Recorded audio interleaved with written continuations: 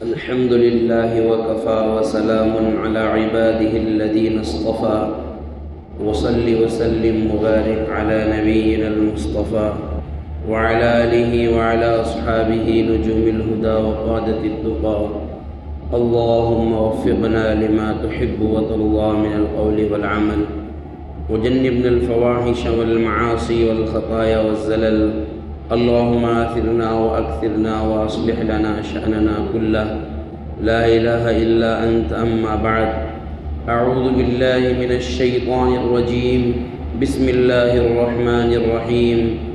ولولا كلمة سبقت من ربك لكان لزاما وأجل مسمى فاصبر على ما يقولون وسبح بحمد ربك قبل طلوع الشمس وقبل غروبها ومن آناء الليل فسبح وأطراف النهار لعلك ترضى.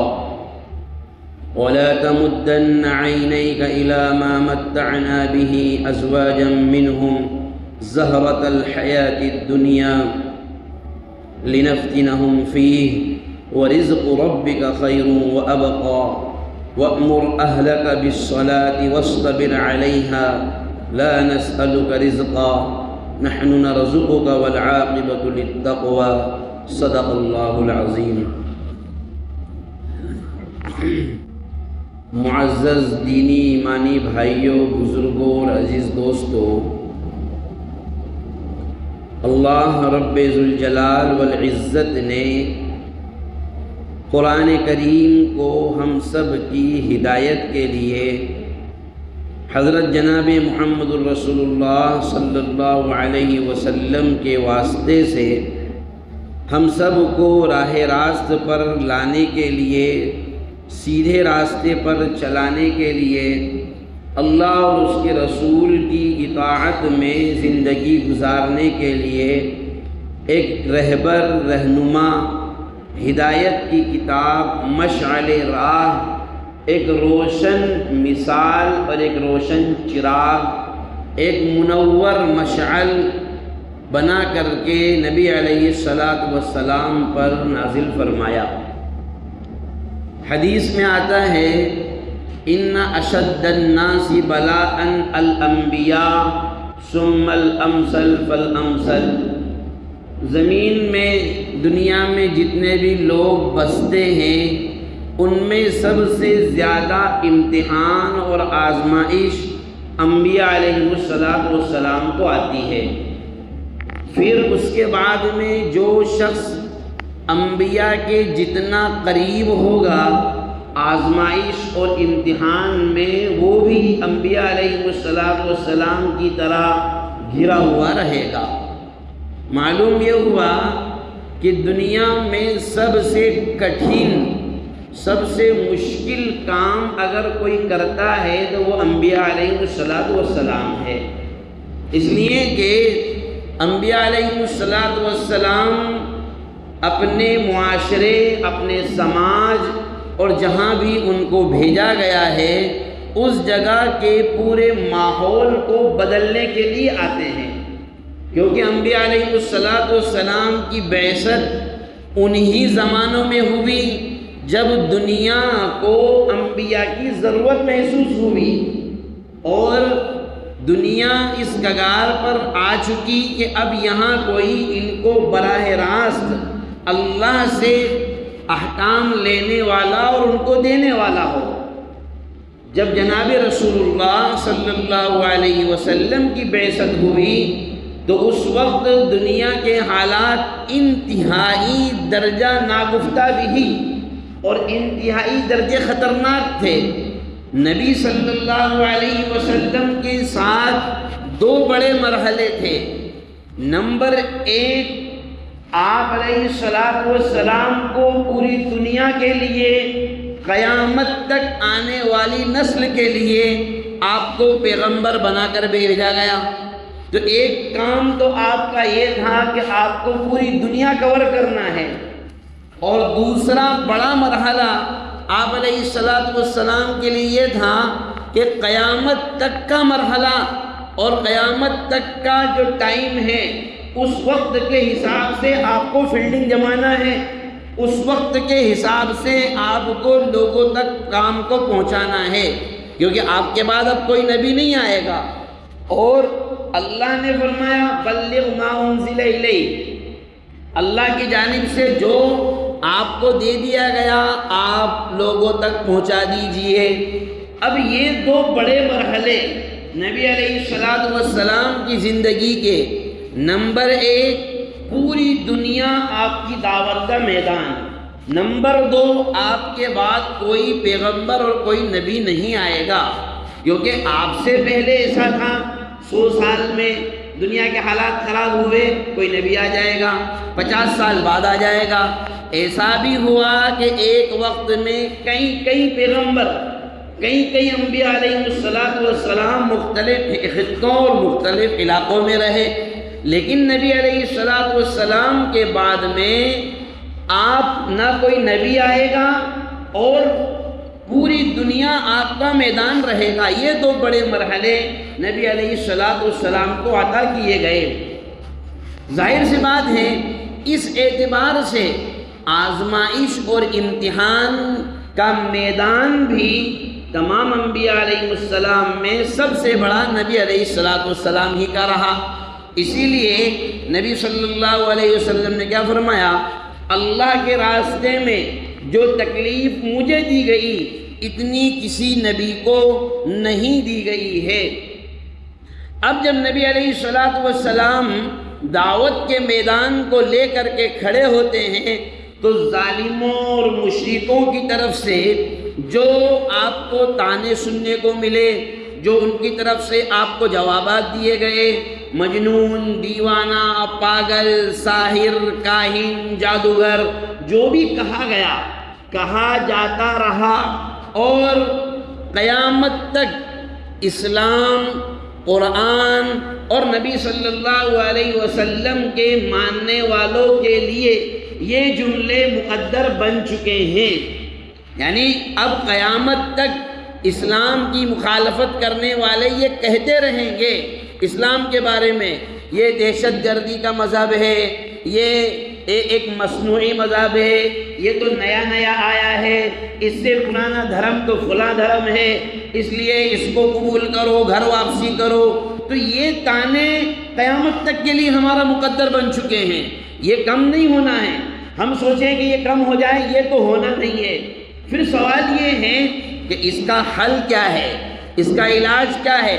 چنانچہ اللہ نے حضرت جناب رسول اللہ صلی اللہ علیہ وسلم کی زندگی میں ہر پہلو، آپ علیہ السلام کی زندگی کا ہر پہلو قرآن میں بھی بیان فرمایا، نبوت کے بعد ہجرت سے پہلے کے حالات بھی بیان کیے، ہجرت کے بعد کے حالات بھی بیان کیے، اور جہاد کے جو احکام آئے وہ بھی قرآن میں بیان کیے، اور دشمنوں سے مقابلہ کیسے کرنا ہے وہ بھی قرآن میں بیان کیا۔ دشمنوں کی طرف سے جب تمہارے اوپر بوچھار ہو، یلغار ہو، کون سی حملوں کی، جسمانی حملے ہوں یا زبانی حملے ہوں، دونوں کا علاج قرآن نے بیان فرمایا۔ چنانچہ جو آیات آج میں نے تلاوت کی اس میں نبی صلی اللہ علیہ وسلم کو تسلی دی گئی، اور مشرکین کی طرف سے جب نبی صلی اللہ علیہ وسلم لوگوں کو سمجھاتے تھے، دعوت پیش کرتے تھے، تو لوگ مشرکین کی طرف سے یہ سوال ہوتا تھا، تم اگر سچے ہو، اپنی بات میں سچے ہو تو جاؤ اللہ سے کہہ دو ہمارے اوپر عذاب نازل کر دے، تم اگر سچے ہو اللہ سے کہہ دو ہم کو تباہ کر دے، اللہ سے کہہ دو ہمارے اوپر پتھر برسا دے، اللہ سے کہہ دو ہمارے اوپر یہ آگ نازل کر دے۔ یہ نبی علیہ السلام کو جملے مشرکوں کی طرف سے سننے میں ملتے تھے۔ اللہ تبارک و تعالیٰ نے نبی صلی اللہ علیہ وسلم کو تسلی دی اور آپ کے ذریعے سے ہم سب کو سمجھائش دی۔ اب ہم کو سمجھنا یہ ہے کہ قرآن نے جو ٹریٹمنٹ دیا ہے کیا ہم وہ دوائی لے رہے ہیں یا نہیں لے رہے ہیں؟ دیکھو بات کو تھوڑا دھیان سے سننے، ہم وہ ٹریٹمنٹ، وہ گولی، وہ دوائی لے رہے ہیں یا نہیں لے رہے ہیں؟ اور جو پرہیز بتلائے ہیں ڈاکٹر نے، حکیم نے، وہ پرہیز کر رہے ہیں یا نہیں کر رہے ہیں؟ اگر ٹائم پہ دوائی لے رہے ہیں، پرہیز کرنے کا کہا، پرہیز ہو رہا ہے، پھر بھی شفا نہیں ہو رہی تو معاملہ سنگین ہے، واقعتاً سوچنے والی بات ہے۔ اور اگر ٹائم پہ دوائی نہیں لے رہے ہیں یا دوائی تو لے رہے ہیں لیکن پرہیز نہیں کر رہے ہیں تو پھر ڈاکٹر کا کوئی قصور نہیں ہے، پھر ہم دوشی ڈاکٹر کو نہیں ٹھہرا سکتے۔ چنانچہ اللہ نے کیا فرمایا؟ وَلَوْلَا كَلِمَةٌ سَبَقَتْ مِن رَبِّكَ لَكَانَ لِزَامًا وَأَجَلٌ مُّسَمًّى۔ اگر اللہ کی طرف سے ایک بات جو پہلے سے ہی طے شدہ ہے، وہ بات کیا ہے؟ یعنی یہ بات اللہ نے پہلے سے طے کر رکھی ہے کہ یہ کتنی ہی گالیاں دے، مشرکین آپ کو کتنی ہی کچھ بھی برا کہے اور یہ کتنے ہی عذاب کی ڈیمانڈ کرے، لیکن اللہ نے ایک وقت متعین طے کر رکھا ہے اور ایک بات اور فیصلہ اللہ کی طرف سے پہلے سے طے شدہ ہے کہ ہم ایسے عذاب نہیں بھیجیں گے۔ ایسا نہیں ہے کہ انہوں نے کہا کہ عذاب بھیج دو، ہم پتھروں کے بارش نازل کر دیں گے، نہیں۔ اللہ نے فرمایا اگر ہماری طرف سے ایک بات جو پہلے سے ہی متعین ہے اور ایک کلمہ جو ہم نے پہلے سے دے کر رکھا ہے اور ایک میعاد اور ایک مدت مقررہ جو ہم نے پہلے سے دے کر رکھی ہے، اگر وہ نہ ہوتی لکان لزامن، تو لازمی طور پر ان پر عذاب آ جاتا، لیکن ہم نہیں بھیج رہے ہیں۔ یعنی اللہ فرمانا یہ چاہتا ہے کہ اگر مشرکین پر عذاب نہیں آ رہا ہے، جیسے ہمارے بہت سارے بھائیوں کے دلوں میں ایک سوال پیدا ہوتا ہے، ہندوستان کے مسلمان پریشان ہو رہے ہیں، فلسطین کے مسلمانوں پر ظلم و زیادتی ہو رہی ہے، پوری دنیا دیکھ رہی ہے، پوری دنیا میں مسلمانوں کو مارا جا رہا ہے، کاٹا جا رہا ہے۔ جو کام اسرائیل نے فلسطین میں شروع کیا تھا کہ پہلے تو گھروں کے الگ الگ نشانات لگا کر، ٹارگٹ بنا بنا کر کے مسلمانوں کے گھروں پر بلڈوزر چلائے تھے، وہ کام ہندوستان میں شروع ہو چکا ہے، اور ٹارگٹ بنا بنا کر، نشانے بنا بنا کر، نشان لگا لگا کر، علاقے کو ٹارگٹ کر کے، ڈرون سے دیکھ دیکھ کر کے یا تو شاسکی بھومی گھوشت کیا جائے یا اس پر بلڈوزر چلایا جائے، دھیرے دھیرے کر کے فلسطین میں یہ کام ایسے ہی ہوا، ڈائریکٹ ویسے شروع نہیں ہوا، پہلے یہ کام کیا گیا، وہی کام ہندوستان کے مسلمانوں کے ساتھ یہ سمجھ کے چلیے کہ اس کی شروعات ہو چکی ہے۔ اب سوال یہ پیدا ہوتا ہے کہ ایسی صورتحال میں ہم دعائیں کر رہے ہیں لیکن دعاؤں میں کوئی اثر ہوتا ہوا نظر نہیں آ رہا ہے، سارے کے سارے لوگ مسجدوں میں دعائیں قنوت نازلہ فجر میں ہو رہی ہیں لیکن اس کا بھی کوئی اثر نظر نہیں آ رہا ہے، عید پہ دعائیں، جمعے میں دعائیں، بقرعید پہ دعائیں، شب قدر میں دعائیں، ختم قرآن پہ دعائیں، نکاح کی مجلس میں دعائیں، ہر جگہ دعائیں، دعاؤں کی درخواست اتنی ہو رہی ہیں کہ صرف درخواستیں ہی درخواستیں ہیں، دعائیں ان میں کوئی دم نظر نہیں آ رہا ہے۔ تو سوال یہ ہے کہ ایسی صورتحال میں اللہ نے قرآن میں مسلمانوں کے لیے کیا حل بیان فرمایا؟ چنانچہ نبی صلی اللہ علیہ وسلم کے لیے بھی آپ علیہ السلام کے سامنے جب ایسی کنڈیشن اور ایسی حالات آپ کے سامنے آئے تو قرآن نے فرمایا فَاصْبِرْ عَلَى مَا يَقُولُونَ، سب سے پہلا کام تو یہ کرو وہ کیا کہہ رہے ہیں اس سے دھیان ہٹا دو۔ دیکھو بات دھیان سے سننا، ورنہ ہوتا کیا ہے ہمارے ذہن میں آدھی ادھوری بات رہتی ہے، ہم دھیان سے سنتے نہیں ہیں اور آدھی بات سنتے ہیں آدھی نہیں سنتے ہیں تو ایکشن کی جگہ ری ایکشن ہو جاتا ہے۔ تو قرآن نے کیا فرمایا؟ فَاصْبِرْ عَلَى مَا يَقُولُونَ، اے نبی وہ کیا کہہ رہے ہیں اس بات سے اپنے دھیان کو ہٹا دو، ان کو کہنے دو، آپ سب سے پہلے نمبر پر صبر سے کام لو۔ نمبر 2، وَسَبِّحْ بِحَمْدِ رَبِّكَ قَبْلَ طُلُوعِ الشَّمْسِ وَقَبْلَ غُرُوبِهَا، اور آپ اپنے رب کے سامنے تسبیح بیان کرو، یعنی اپنے رب کے سامنے کھڑے ہو کر سجدہ کرو عبادت کا، یعنی نماز کا اہتمام کرو۔ کب کرو؟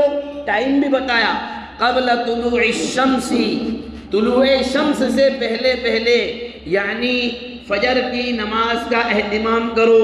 یہ ٹریٹمنٹ میں بتا رہا ہوں، آپ کو اس پر فیصلہ یہ کرنا ہے کہ ہم یہ دوائی لے رہے ہیں یا نہیں لے رہے ہیں، یہ فیصلہ آپ کو کرنا ہے۔ تو قرآن نے کیا فرمایا؟ سب سے پہلے تو آپ سے فرمایا اے نبی نماز کا اہتمام کرو طلوع شمس سے پہلے پہلے، اس میں فجر کی نماز آ گئی، فسبح بحمد ربک قبل طلوع الشمس۔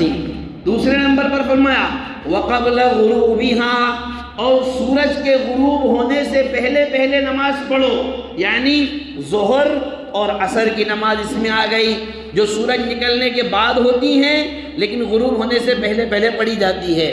وَمِنْ آنَاءِ اللَّيْلِ، اور فرمایا اور رات کے کچھ حصوں میں، یعنی مغرب اور عشاء کی نماز پڑھو۔ فسبح، شروع میں بھی فسبح فرمایا، بعد میں بھی فسبح فرمایا، جس میں اشارہ دیا اس بات کی طرف کہ دن کی شروعات اللہ کے نام سے کرو، دن کا اختتام اللہ کے نام سے کرو۔ صبح اٹھو تو اللہ کا نام لو، شام کو سو تو اللہ کا نام لے کر کے سو۔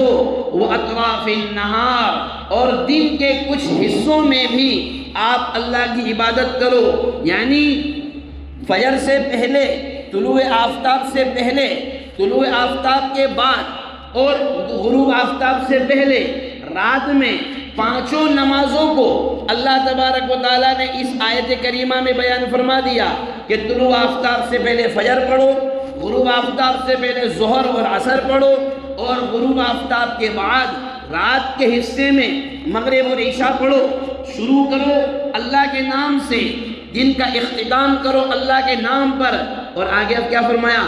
لعلک ترضی، ایسا کرو گے تو کیا فائدہ ملے گا، بینیفٹ کیا ملے گا؟ لعلک ترضی، شاید آپ اس سے خوش ہو جائیں۔ کیوں؟ کیا نبی صلی اللہ علیہ وسلم خوش نہیں تھے اللہ تعالیٰ سے؟ کیا نبی صلی اللہ علیہ وسلم نعوذ باللہ اللہ کے فیصلے پر راضی نہیں تھے؟ مراد یہ ہے کہ جب تم یہ کام کرو گے تو ہم آپ کے قلب پر ایک ایسی طمانینت کی کیفیت نازل فرما دیں گے، آپ کے قلب پر ایک ایسا سکون اور اطمینان نصیب فرما دیں گے، آپ اپنی منزل کی طرف آگے بڑھتے چلے جائیں گے۔ دشمن چلانے والے چلاتے رہیں گے، وہ آپ کا کچھ نہیں بگاڑ پائیں گے۔ تو ایک ٹریٹمنٹ تو یہ دیا۔ اب سوال یہ ہے کیا ہم یہ دوائی لے رہے ہیں یا نہیں لے رہے ہیں؟ تو ہم جب سروے کرتے ہیں، سرچ کرتے ہیں، قرآن نے فرمایا فَسَبِّحْ بِحَمْدِ رَبِّكَ قَبْلَ طُلُوعِ الشَّمْسِ، طلوع آفتاب سے پہلے اللہ کے حضور میں مسجد میں آ کر نماز پڑھو۔ امام صاحب بتائیں گے، جامع مسجد کے امام صاحب بتائیں گے، محمدی مسجد کے امام صاحب بتائیں گے، اور داؤد کے امام صاحب بتائیں گے، ابو بکر کے امام صاحب بتائیں گے، اور جتنی بھی مسجدیں ہیں ساری مسجدوں کے امام صاحب بتائیں گے کہ بستی میں رہنے والے لوگ 500 ہیں اور فجر میں آنے والے لوگ 20-30 جو پرماننٹ ہیں، بس ان کے علاوہ کوئی نہیں ہے۔ تو ایک تو یہ جو دوائی ہے، صبح ڈاکٹر نے کہا یہ گولی خالی پیٹ لینا ہے تو خالی پیٹ کی دوائی تو لی نہیں۔ اب اس کے بعد میں دوپہر دن چڑھا، 10 بجے سو کر اٹھے، 11 بجے چائے ناشتہ ہوا، 12 بجے دانت کھجاتے اور پان کھا کر کے اور روڈ پر راستوں پر تھوکتے اور لوگوں کو تکلیف دیتے مارکیٹ میں جا کر کے بیٹھے، صبح سے 12 بجے وہاں جا کر بیٹھے، ابھی تو میں چائے پی کے آیا ہوں، ابھی تو میرے ناشتے کا وقت ہوا ہے، کھانا تو میں 4 بجے کھاؤں گا، 5 بجے کھاؤں گا، عصر کب ہو گئی پتہ نہیں، ظہر کب ہو گئی پتہ نہیں، سورج غروب ہو گیا، مغرب کب ہو گئی پتہ نہیں، عشاء کب ہو گئی پتہ نہیں۔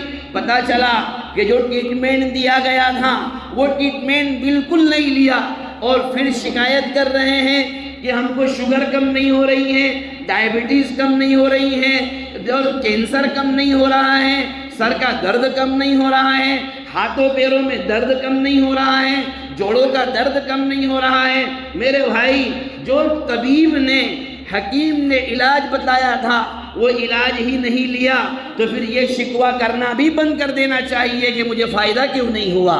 ڈاکٹر نے تو کہا ہے، ڈاکٹر نے کہا کہ جن لوگوں نے تم کو کہا کہ تم کو کینسر ہے، جن لوگوں نے کہا تم کو ڈائبٹیز ہے، جن لوگوں نے کہا تم کو شوگر ہے، تو ڈاکٹر نے تو کہا کہ ان کی باتوں پہ دھیان مت دو، تم کو کچھ نہیں ہے۔ ڈاکٹر نے تو یہ کہا، ڈاکٹر نے یہ بھی کہا اس کو الگ کرو اور جو میں کہہ رہا ہوں وہ کرو۔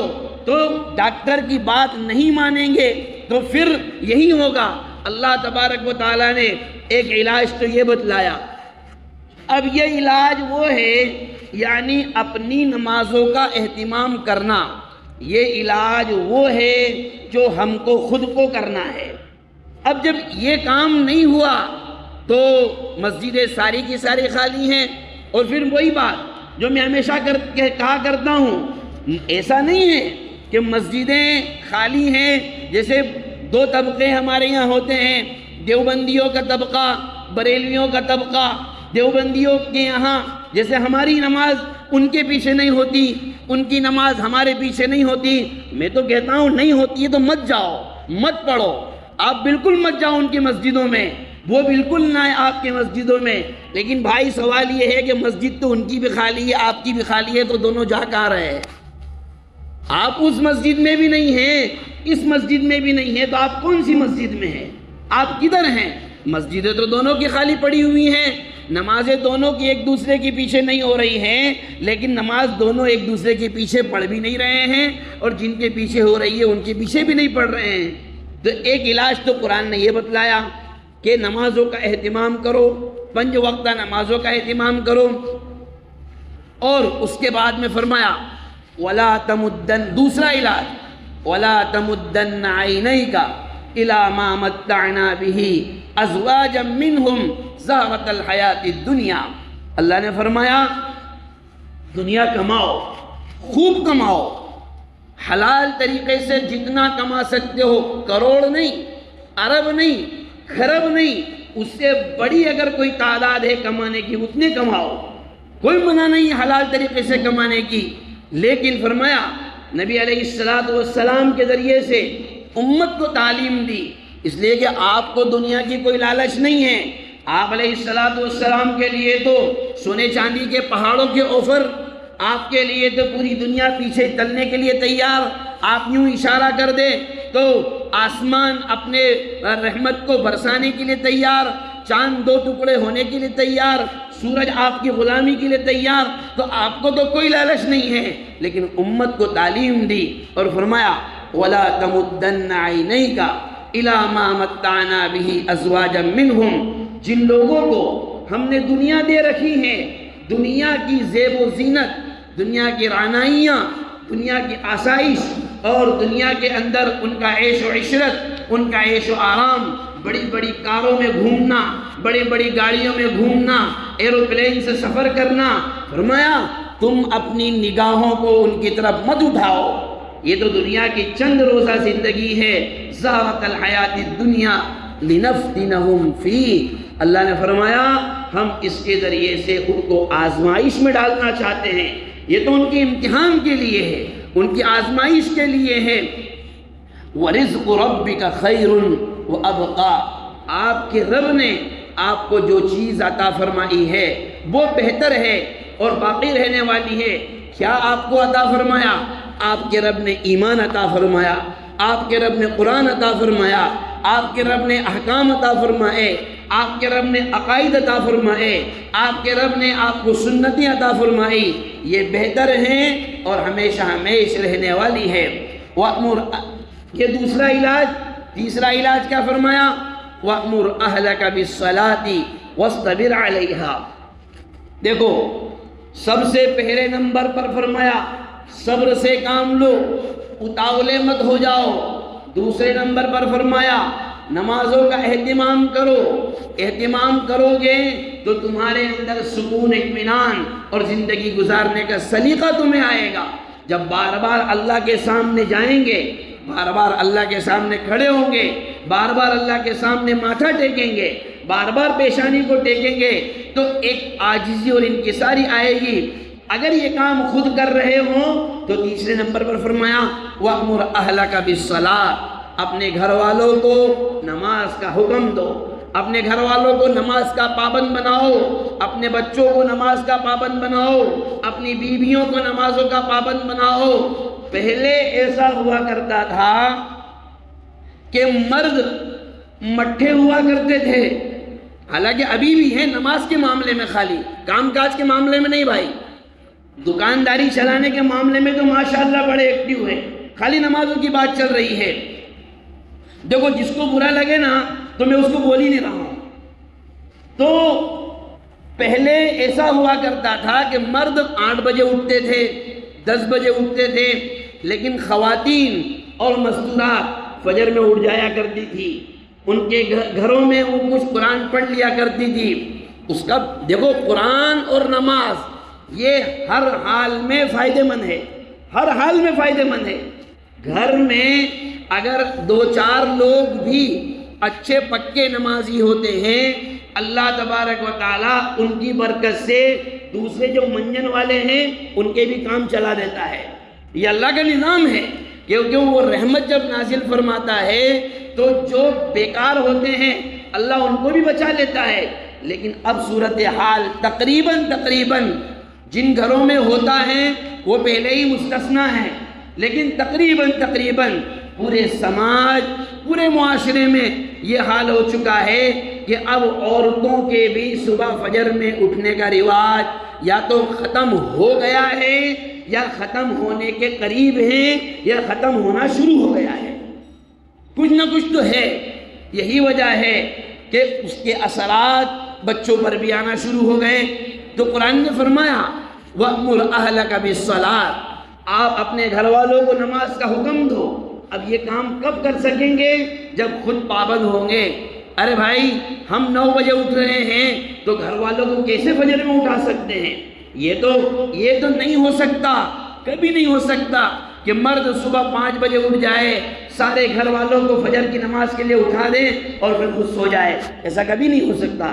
جب 5 بجے وہ اٹھے گا تو گھر والوں کو بھی اٹھائے گا، اور اگر خود 10 بجے اٹھے گا تو پھر گھر والوں کو یہ نہیں بول سکتا کہ میں 10 بجے اٹھتا ہوں تو تم تو کم سے کم فجر میں اٹھو، وہ یہی کہیں گے کہ آپ فجر کی نماز آپ پر بھی فرض ہے۔ تو قرآن نے تیسرے نمبر کا ٹریٹمنٹ دیا وَأْمُرْ أَهْلَكَ بِالصَّلَاةِ، اپنے گھر والوں کو نماز کی تاکید کرو، وَاسْتَبِرْ عَلَيْهَا، اور فرمایا اس پر جم جاؤ، لَا نَسْأَلُكَ رِزْقًا۔ نبی علیہ السلام کو فرمایا گیا ہم آپ سے روزی کموانا نہیں چاہتے ہیں، نَحْنُ نَرْزُقُكَ وَالْعَاقِبَةُ لِلتَّقْوَىٰ، روزی ہم آپ کو دیں گے، رزق ہم آپ تک پہنچائیں گے۔ اب سوال یہ ہے کہ اگر کوئی شخص اپنے گھر والوں کی فکر میں، اپنے گھر والوں کی آخرت کی فکر میں، اب میں بہت آگے کی بات کہنے جا رہا ہوں جو شاید آپ لوگوں کے یقین سے آئے نہ آئے، لیکن حقیقت ہے، اگر کوئی شخص اپنے گھر والوں کی آخرت کی فکر میں اتنا لگ گیا کہ دنیا کی اس نے کوئی فکر نہ کی، کاروبار کی کوئی فکر نہ کی، اور یہ سوچ کر کہ اللہ نے رزق کا وعدہ کر لیا ہے، وہ ہر حال میں مجھے رزق دے گا، لیکن آخرت کی تیاری کرنا میری جوابداری ہے۔ اگر کوئی اتنے اونچے یقین تک پہنچ گیا اور اس میں لگ گیا تو کیا اس کو رزق ملے گا یا نہیں ملے گا؟ اس آیت کا ظاہر تو یہ بتا رہا ہے کہ اللہ تبارک و تعالیٰ اس کو رزق ہر حال میں عطا کرے گا، چاہے وہ کمانے کے لیے نہ جائے۔ اس کی دلیل نبی صلی اللہ علیہ وسلم کی وہ روایت اور وہ فرمان جس میں آپ نے فرمایا لو توکلتم علی اللہ حق التوکل لرزقکم کما ترزق الطیر تغدو خماسا وتروح بطانا۔ اس روایت سے اس کی تائید ہوتی ہے حضور صلی اللہ علیہ وسلم نے کیا فرمایا؟ اگر تم اللہ تعالیٰ پر ایسا اعتماد اور بھروسہ کر لو جیسا کہ پرندے بھروسہ کرتے ہیں تو اللہ تم کو بھی ایسے رزق دے گا جیسے پرندوں کو دیتا ہے، جیسے ان کو رزق دیا جاتا ہے۔ صبح کے وقت میں خالی پیٹ جاتے ہیں، شام کو بھرا ہوا پیٹ لے کر کے وہ آتے ہیں۔ اس کے ضمن میں، اس آیت کے ضمن میں اور اس حدیث کے ضمن میں حضرات مفسرین اور محدثین نے لکھا، اگر حقیقت میں آج بھی اگر حقیقت میں کسی بندے کا اللہ پر اعتماد اس کیٹیگری کو پہنچ گیا، اللہ اس کو گھر بیٹھے بیٹھے دونوں وقت کا کھانا بھی کھلائے گا اور اس کی ساری ضرورتیں پوری کرے گا۔ لیکن یہ بات بھی طے ہے کہ اس معیار پر پہنچنا بہت مشکل کام ہے، اس لیے اللہ تبارک و تعالیٰ نے ہمیں حکم دیا کہ تم روزی کماؤ، اپنے گھروں کو چھوڑو، دنیا کمانے کے لیے نکلو اور اللہ کے رزق کو تلاش کرو۔ مال کو اللہ نے خیر کہا، مال کو اللہ نے فضل کہا، مال کو اللہ نے برکت کا ذریعہ قرار دیا۔ حلال مال کمانے کو اللہ تبارک و تعالیٰ نے نیک لوگوں کی صحبت کا اور قیامت کے دن اچھے لوگوں کے ساتھ حشر ہونے کا ذریعہ قرار دیا۔ تو دنیا کمانا، مال و دولت کمانا، حلال طریقے سے رزق کمانا، اس کی کوئی نہ مخالفت کی جا سکتی ہے۔ قرآن نے حکم دیا کرو اس کو، لیکن جو ضروری احکام ہیں اگر ان کو پس پشت ڈال کر کے دنیا کمائی جائے گی تو دنیا کثرت سے آ سکتی ہے، تعداد میں بڑی ہوئی ہو سکتی ہے، لیکن وہ ایسی نہیں ہو سکتی۔ یعنی اس کے ذریعے سے آپ اچھے مکانات خرید سکتے ہیں، اچھے پلاٹ خرید سکتے ہیں، اچھے بنگلے بنا سکتے ہیں، آپ دنیا میں اپنا نام چلوا سکتے ہیں، آپ بڑے امیر کبیر آدمی کہلا سکتے ہیں، کوئی شک نہیں ہے۔ اور ایک نہیں، ایسے کروڑوں لوگ ہو جائے، اربوں لوگ ہو جائے تو آپ دنیا دار تو کہلا سکتے ہیں، لیکن اللہ تبارک و تعالیٰ کی نصرت اور اللہ تبارک و تعالیٰ کی مدد اور دین کی فروغ اور دین کی اشاعت کے لیے اور دین کے غلبے کے لیے جس چیز کی ضرورت ہے وہ احکام خداوندی کی پابندی ہے۔ احکام خداوندی کی جب نافرمانی کی جاتی ہے تو ظاہر میں آپ بات کو سمجھے، ظاہر میں ہم باشرہ بھی نظر آئیں گے، دیندار بھی نظر آئیں گے، مالدار بھی نظر آئیں گے، اچھے پیسے والے بھی نظر آئیں گے، اور اسباب کے درجے میں ہر طرح سے طاقت اور قدرت والے بھی نظر آئیں گے، لیکن جب اللہ تبارک و تعالی کسی قوم کو مسلط کر دے گا تو ایمان کی کمزوری کی وجہ سے اور دنیا کی محبت کی وجہ سے صورتحال یہ بن جائے گی کہ عمل کرنا تو دور کی بات، کلمہ حق زبان سے کہنا بھی مشکل ہو جائے گا۔ عمل کرنا الگ چیز ہوتی ہے، زبان سے کہنا الگ چیز ہوتی ہے۔ جب کلمہ حق زبان سے کہنا مشکل ہو گیا تو عمل تو اس سے آگے کی چیز ہے۔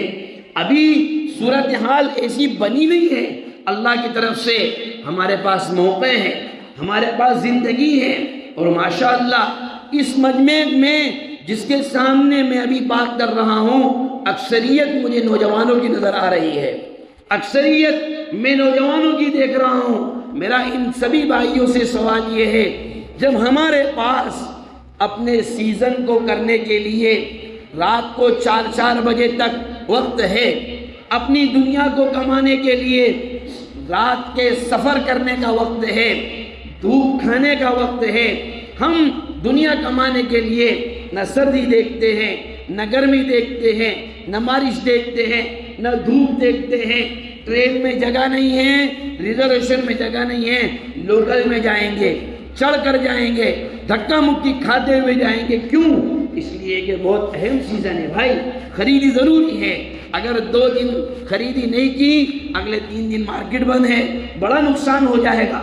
کوئی بات نہیں، آپ کرو، اس سے کوئی منع نہیں ہے، یہ کوئی شریعت کے خلاف نہیں ہے، لیکن سوال یہ ہے کہ ہمارے جن نوجوانوں کو دنیا کمانے کے لیے اتنا وقت مل رہا ہے، انہی بھائیوں کو، انہی نوجوانوں کو دن بھر میں 24 گھنٹے میں 2 گھنٹے اللہ کے گھر میں آنے کے لیے وقت نہیں ہے۔ اور ایسا نہیں ہے کہ کام کاج میں اتنے مشغول ہو گئے کہ ٹائم ہی نہیں ملا، ایسا بھی نہیں ہے۔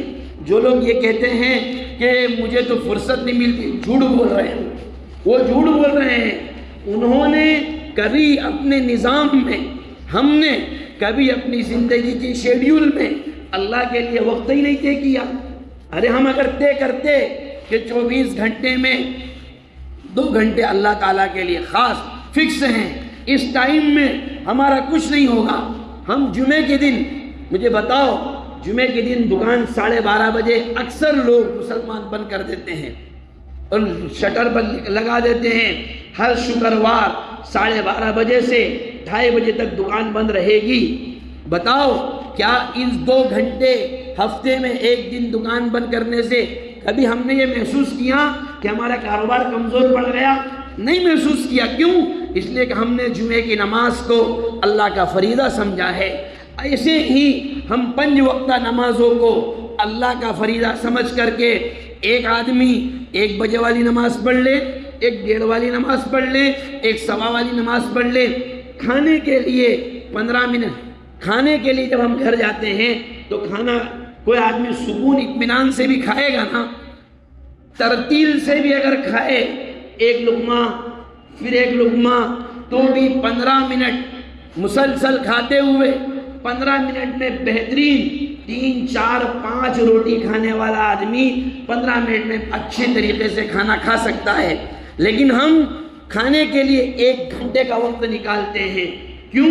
ہماری سوچ، ارے بھائی کھانے کے لیے تو کما رہے ہیں، کھائیں گے نہیں، کوئی بات نہیں، آپ 1 گھنٹہ دو کھانے کے لیے، وہ منع نہیں ہے، لیکن 15 منٹ ظہر کی نماز کے لیے نہیں دے سکتے، 10 منٹ عصر کی نماز کے لیے نہیں دے سکتے، 10 منٹ مغرب کی نماز کے لیے نہیں دے سکتے، اور عشاء کے وقت تو اکثر دکانیں بند ہونے کی کگار پر ہو جاتی ہیں، پھر کون سا وقت ہے؟ اور فجر کا وقت تو کوئی دکان چالو ہی نہیں رہتی ہے، پھر کیوں سارے غفلت میں ہیں؟ میرے بھائیوں، بات صرف مقصد کہنے کا یہ ہے کہ ہم جتنی فکر اپنی دنیا کی کر رہے ہیں، اللہ نے اس سے منع نہیں کیا، لیکن آخرت کی فکر کو مقدم رکھیں، نمازوں کو، مسجدوں کو زندہ کریں۔ خدا نہ کرے، خدا کبھی نہ کرے، حالات خراب ہونا شروع ہوئے ہیں، جب زخم ابھی چھوٹا ہے، ابھی ٹریٹمنٹ سے اس کا علاج ہو سکتا ہے، اور اگر چیرا پھاڑی بھی کرنا پڑی تو چھوٹی موٹی چیرا پھاڑی ہوگی۔ اگر اس زخم پر دھیان نہیں دیا گیا اور بڑا پھوڑا بن گیا تو عضو بھی کاٹنا پڑ سکتا ہے، پورا ہاتھ بھی کاٹنا پڑ سکتا ہے، پورا پیر بھی کاٹنا پڑ سکتا ہے۔ کیوں ہم انتظار کریں زخم کے بڑھنے کا؟ چھوٹی پھنسی کو ہی اسی کا ٹریٹمنٹ شروع کریں۔ نمازوں کے اہتمام، اللہ کے گھر میں آنے کا اہتمام، مسجدوں کو زندہ کرنے کی فکر کریں۔ اللہ تبارک و تعالی ہم سب کو صحیح سمجھ عطا فرمائے، اللہ ہم کو صحیح معنی میں پکا سچا مومن بنائے، اللہ ہم سب کی اصلاح فرمائے۔ وما توفیقی الا باللہ، سنت ادا کر لے بھائی۔